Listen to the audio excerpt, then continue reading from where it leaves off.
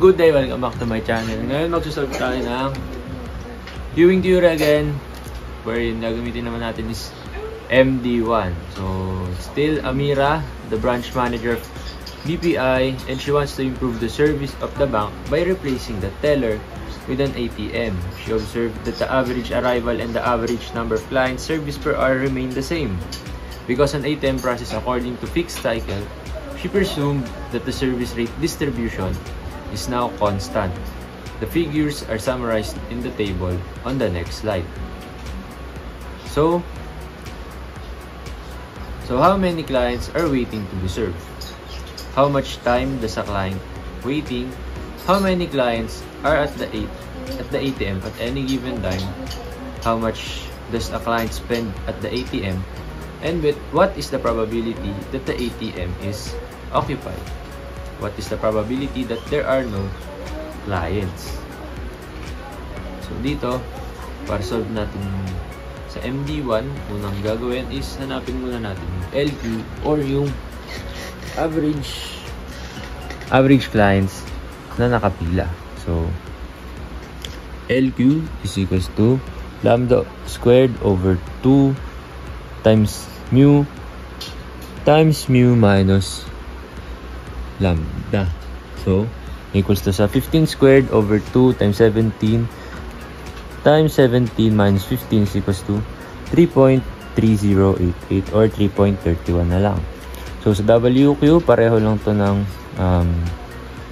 solution ng LQ, pero yung lambda sa taas is wala lang squared.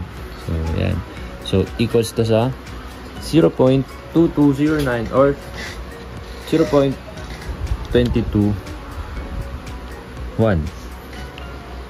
So L, yung average na client sa system, equal siya sa LQ plus lambda over mu. So equals to sa 3.3088 plus 15 over 17 is 4.1912. Then W, or clients na average na spending time ng client sa system.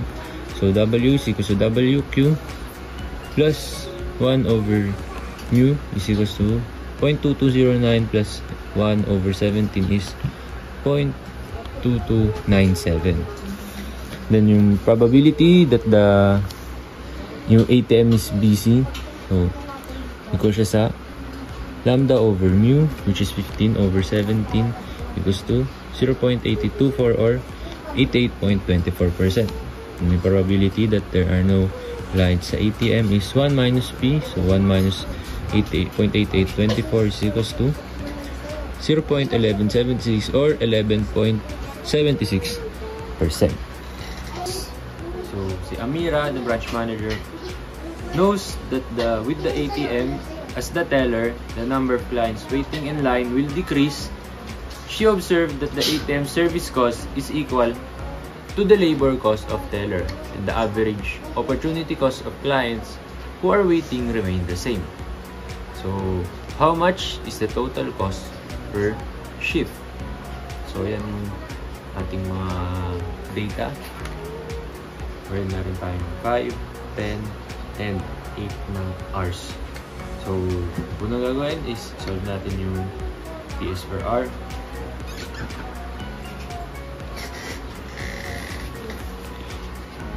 TS per hour is MCS, so 1 times 10 is 10. Yung TW per shift, 10 times 8, or yung hours is 80. TW per hour is lambda times WQ times CW is 15 times 0.2797 times 5 is 22.3425. The next is yung TW per shift, so 22.3425 is the times lang natin sa 8. The next is yung total cost na per hour, so add lang natin 10 plus 22.3425 is equals to 32.3425. Then yung total cost per shift. So, add lang natin yung mga shift, yung TS per shift, tas TW per shift. So, ilan yun? Dito, 80 plus 178.74. So, equals to sa 258.74. So, ayun lahat nung sa ating costing. So, in conclusion, while the total service cost is $80, is the same with a teller, Angie should expect a smaller cost of 258.74 because of the opportunity loss of only 178.74 for an ATM. So, that's all. See you in the next video. Bye.